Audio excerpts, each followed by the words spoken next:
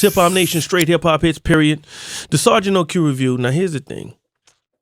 It's kind of funny when you actually see boxers in person, because when you see them on TV, it's like, oh shit, this one guy, this knockout. But to see, you, a world champion who I'm introducing in a second, in person, it's like, yo, you like me, you know what I'm saying? But goddamn, the power in your last fight against Frank Lundy showed me like, hey, listen, Frank Lundy, you ain't nothing to be played with, man.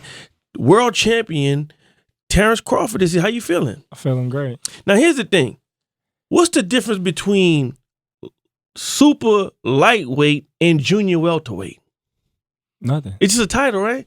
No, it's the same weight class. So why in boxing, like we just can't get a unified terminology and like, hey, we were junior welterweights, or isn't it confusing?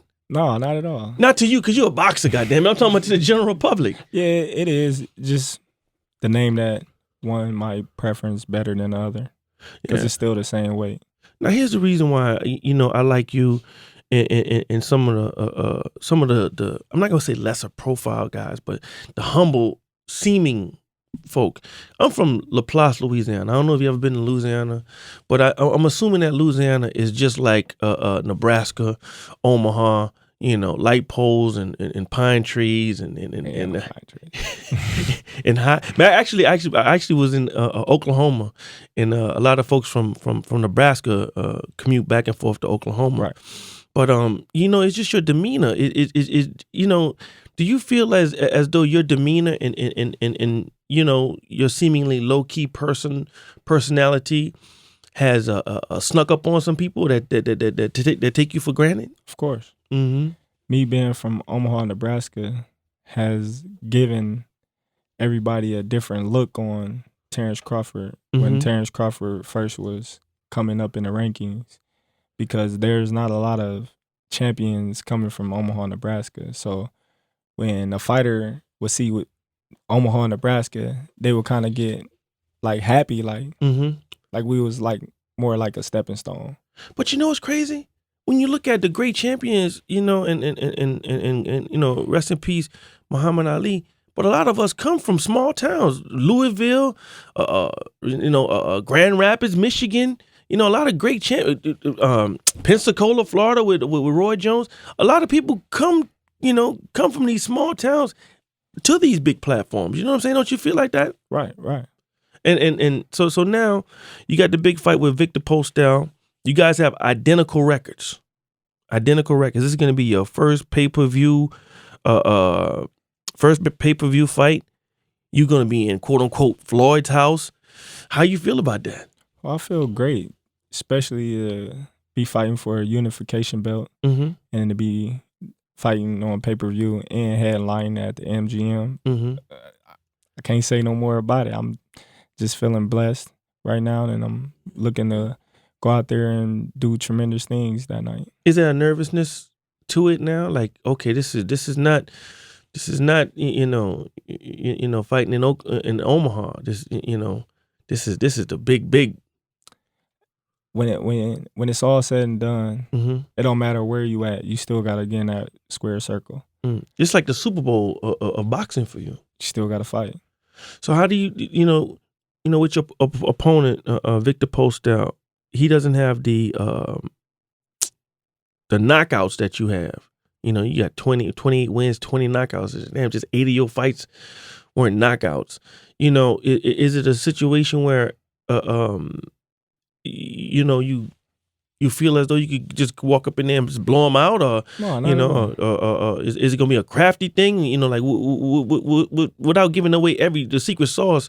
Like what's your approach going into this fight with this guy? Just be me. That's my approach on each and every fight. Be me.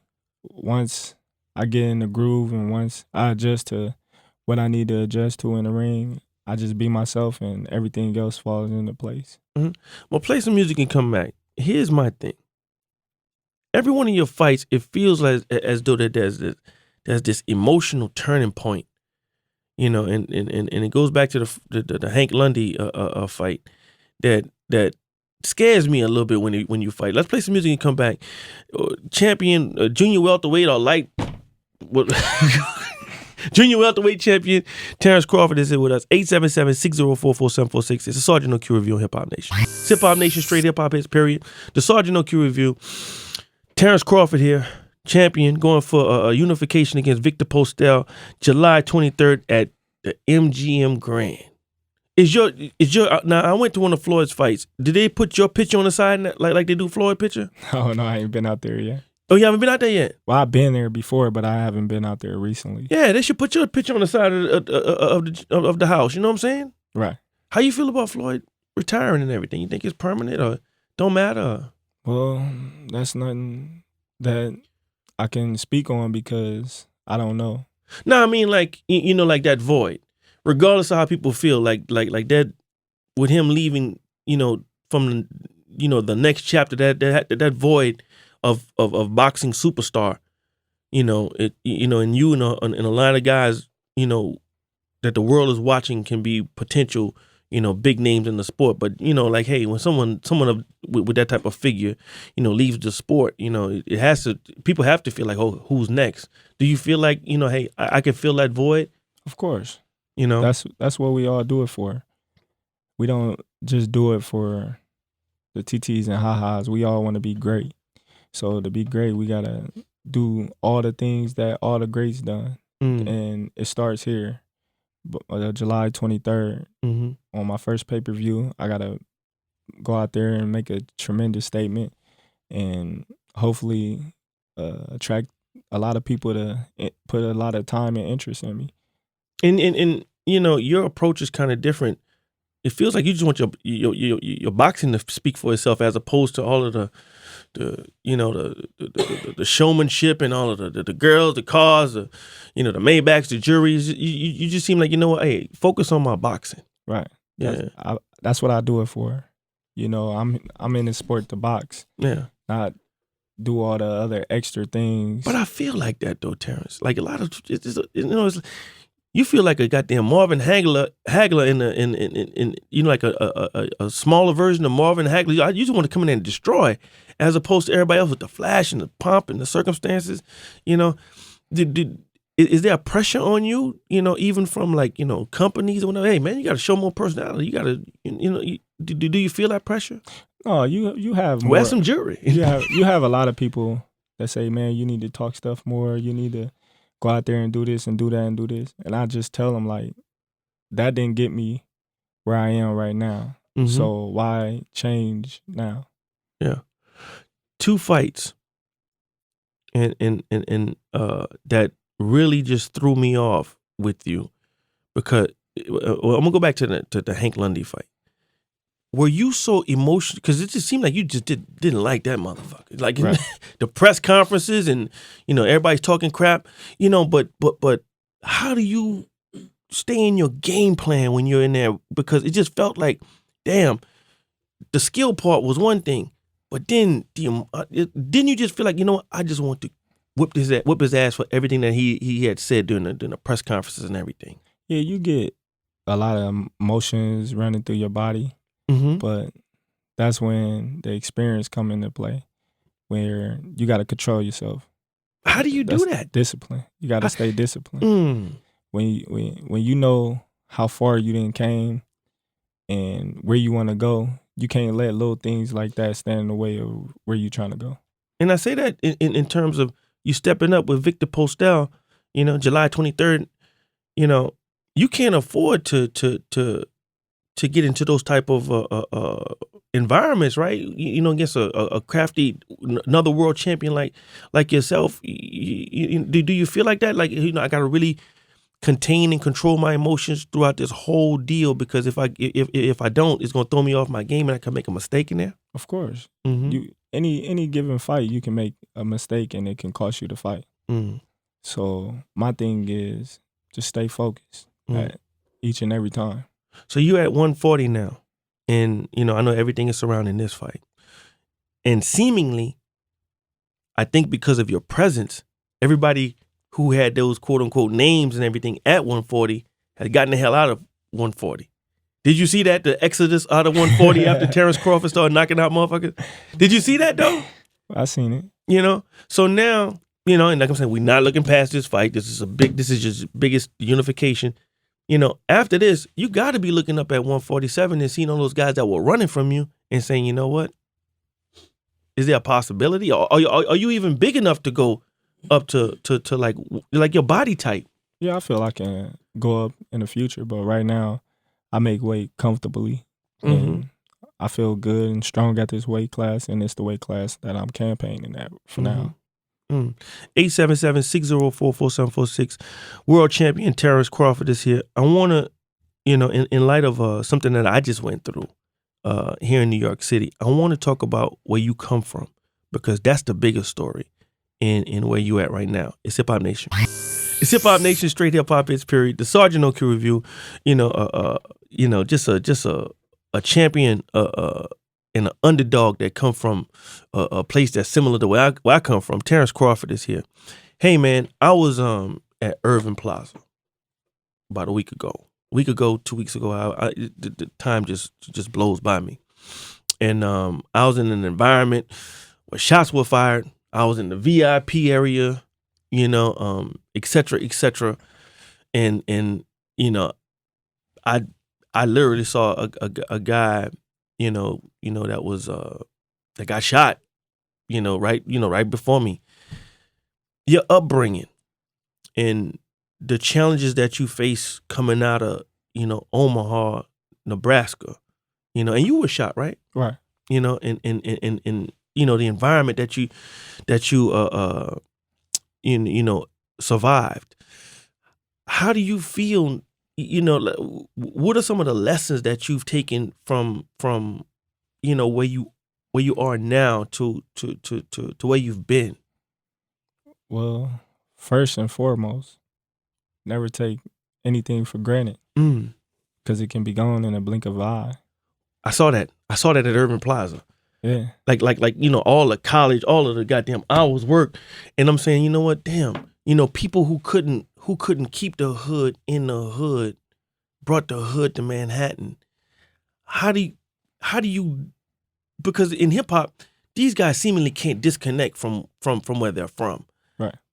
How do you disconnect from where you're from without feeling like you're abandoning them? Sometimes it's hard. It's tough as shit, right? You can't, because it just follow you everywhere you go. It's like cancer. When you say the hood came to Manhattan, yeah, it's a cancer. It just follow you. Sometimes when you do certain things in life, it just always catch up with you. And it's hard to turn back around, because you don't want to leave your city and you have your whole city turn their back on you, because they feel like, when you made it, you didn't left. When it ain't even that, you just know it's not safe for you anymore. Yeah.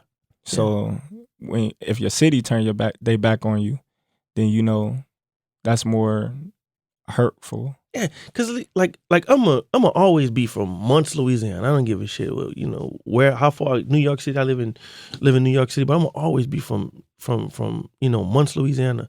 You're gonna always be from Omaha. What do you feel?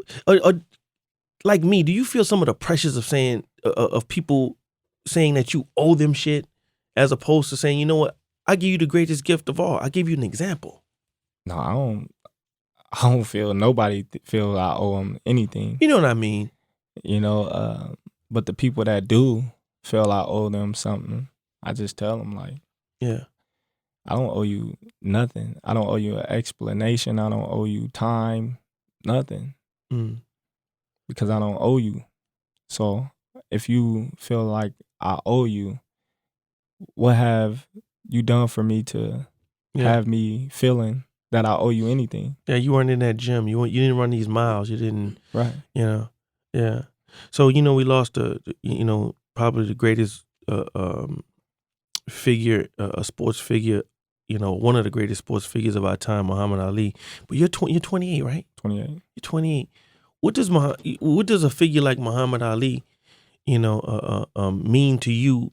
As a as a fighter and you know, his example, like did you even kind of like, were you even a fan? Oh, of course. You know, and I say that in the sense of, I go, some people I talk to, they go like Roy Jones up, or Sugar Ray Leonard up, but like what does Muhammad Ali, as a figure mean to a world champion like you? He mean a lot, being that he showed us the difference between being a champion and a real champion, inside and outside the ring, and standing up for what he believed in as a person.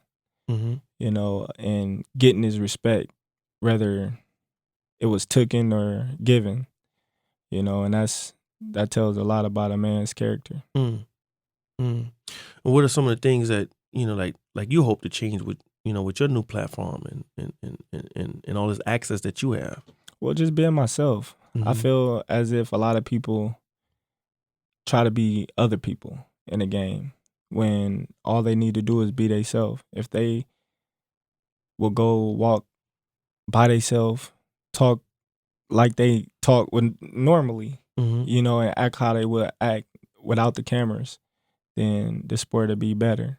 But you got people wanting to be other people, or the people that do this and do that because they're on camera, but in real life, they not like that. Viktor Postol, you watching tapes and all that other stuff like that? Not at all. Why not? Why? No, I'm saying like you don't want to like okay, his tendencies, his none of that stuff. I always say I don't really too much like to watch a lot of tapes, because when I fight a fighter, he don't fight me the same way. No? No. So my thing is, I go in the gym and work on the things I need to work on, my bad habits, things that I do wrong, the things that I need to improve on. And when I go in the gym and do that, then when I fight, shouldn't nothing go wrong. And you expecting this fight to be consistent with your other fights, with 20 of the 28 victories that you have so far? You're looking at knockout July 23rd? I'm just looking at a victory. If it comes knockout, unanimous, split, it doesn't matter as long as I get the victory. Hey, man, I want to say thank you, man, for stopping through. What do you? Well, I forgot to ask you. What do you listen to when you're training? I listen. Because you know what, we watch some of these. Of course, they're gonna do one of these 24/7s on you, right? Road to whatever they're gonna call it, but they're gonna do a 24/7 on you, right? Right. That's hot. But like when I watch some of these things, I hear certain music. I know I'm like, this guy listening to this kind of music in the gym. What are you listening to? Like what's on your playlist that gets you real rocked up when when you're training? It just depends on the type of day. I can come in and listen to nothing but jazz. Jazz? I can come in and listen to R&B, old school, rap. It just depends. A little country. Because I'm telling you right now, when I do that 30 minutes on that treadmill, I need something real gangster. Now, I'm the softest of the soft, but I need that last 2 minutes on that treadmill after 30 minutes, I need something just high. How many miles do you run a day? Just like 3. Oh, that's how I do. Well, my shit just on. Hey, man, I just want to thank you for stopping through, man. And one of the best things about you when I watch your fight is that front row right by the ring. Your mother, your family, and everybody that's just overjoyed when you win, because it seems as though all those people have been on that journey with you. Right. And it's like the most it's like my mama, like it's like graduation every time you fight. It's like my mama and them throwing the tassel in the air and shit like that, man. And I'm glad that you're staying grounded with your family and everybody around you. I wish you the best, man. July 23rd. Thank you. Big platform, pay-per-view, HBO pay-per-view. Hip Hop Nation.